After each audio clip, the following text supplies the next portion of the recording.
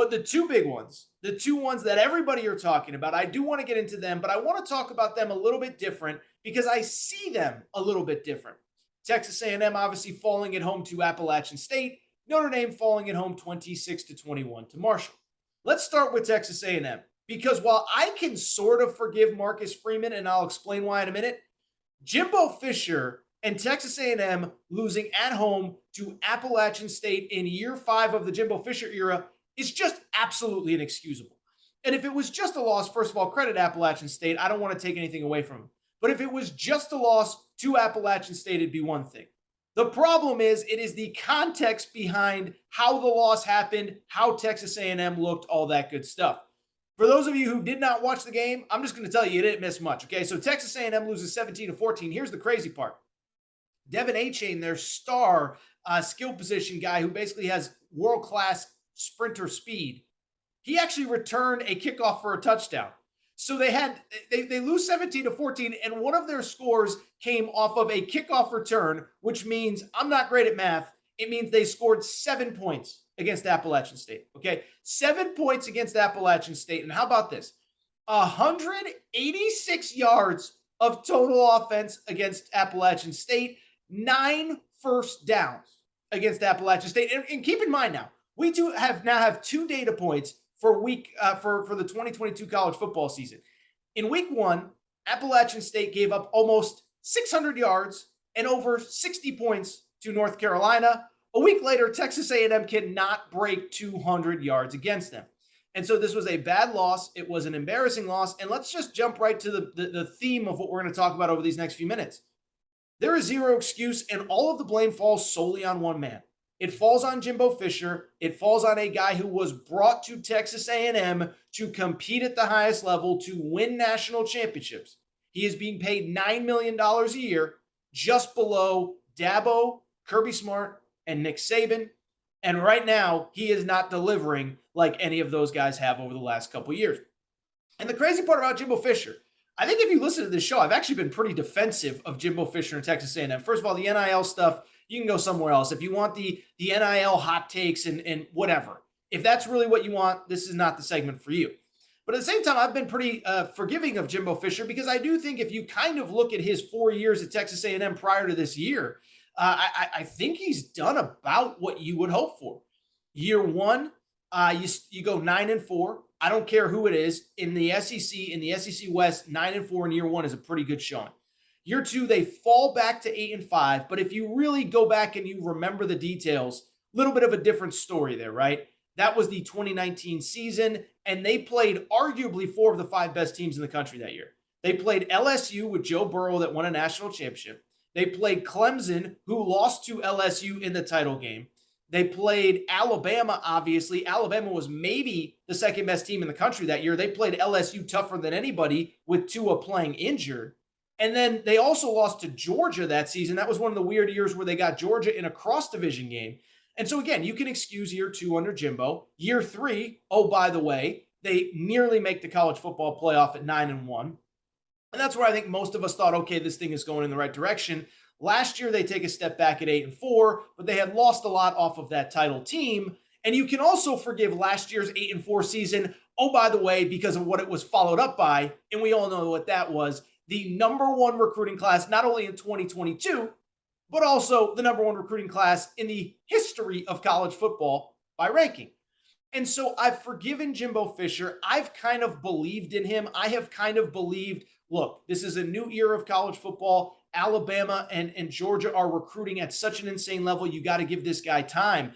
But I do think part of the reason why yesterday was so frustrating is because of, in fact, the recruiting itself, okay? What's important to note about Texas A&M, last year in 2022, despite what everybody will tell you, despite what sliced bread on a message board will tell you, despite what Nick Saban will tell you, last year was not a one-off year for Texas A&M. Now, by technicality, it was because they've never signed the number 1 class historically great before.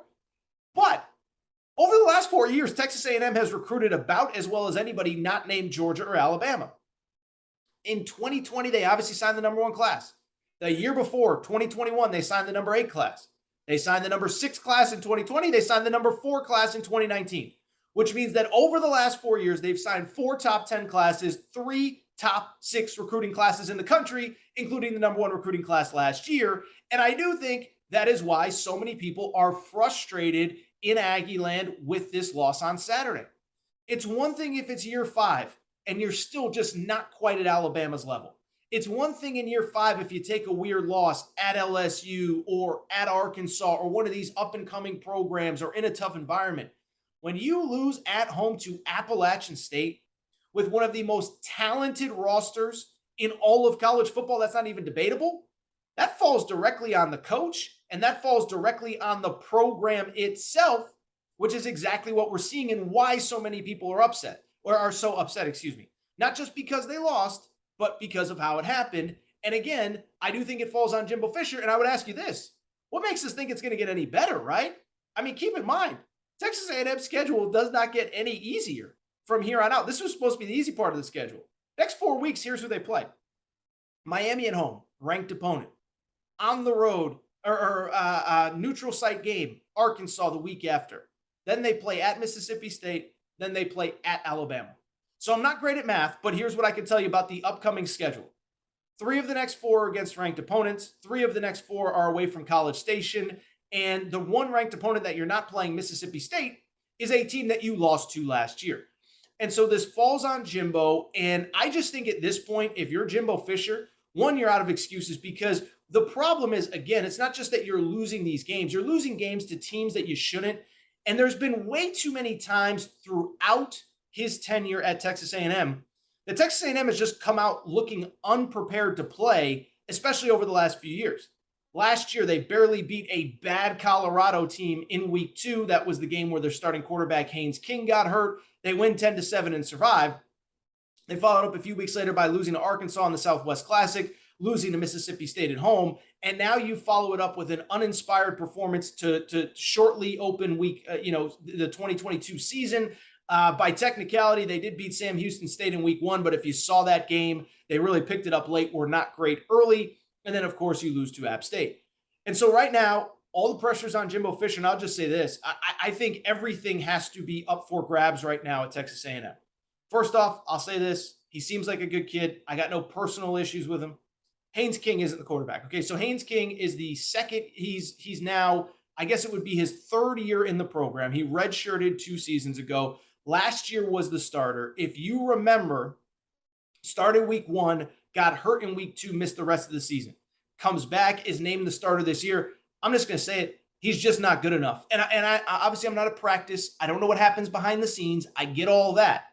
But he now has 3 starts against Kent State, Appalachian State, Sam Houston State, none of which are actual states, by the way, okay? 3 starts.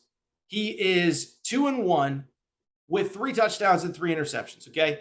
He has about a 60% completion percentage. And the thing at Texas A&M, they have other guys behind him who are pretty good. Max Johnson, transfer from LSU. I'm not saying that I love Max Johnson. I don't.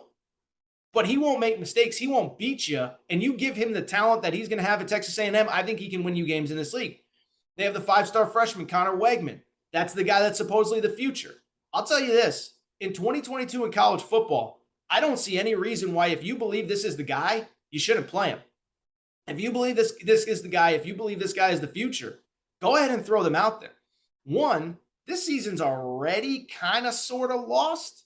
I don't want to say it is, but it's hard to see the scenario where they go undefeated from here or even win every game except for the Alabama game later, about a month from now.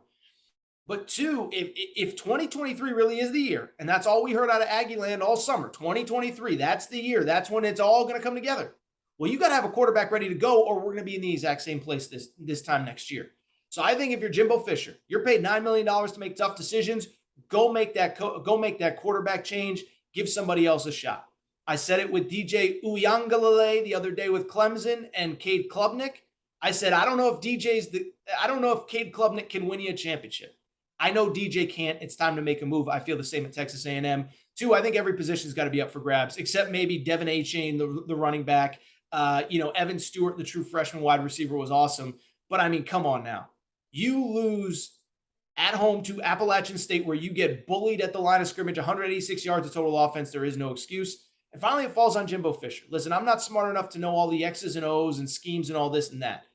I do wonder, is he taking on too much being the play caller, being the lead recruit? Like it is a lot in college football in 2022 to do everything that Jimbo Fisher is asked, especially at his advanced age. Lincoln Riley's under 40. Ryan Day's under 40. Marcus Freeman, by the way, is under 40. We're going to talk about him in a minute. And he actually gave up the play calling duties on defense because he wanted to focus on being kind of the CEO head coach. You look at the best coaches out there, for the most part, that's what they do. They delegate, right? Dabo delegates. Jim Harbaugh has been more hands off in recent years. You go on and on down the list. Coach O, when he won a title, was hands off when he won a title. I think I'm going to say Jim Harbaugh was hands on. He's been more hands off. So I'm just saying I don't have the details. I can't give you all how much better the offense would be if it was run by somebody else. But whatever is going on at A&M is not working. And I got to tell you, I think Jimbo's gotten a pass in large part because of his recruiting. I think Saturday against App State was the day that he officially ran out of time, and being just a good recruiter was officially no longer an excuse anymore.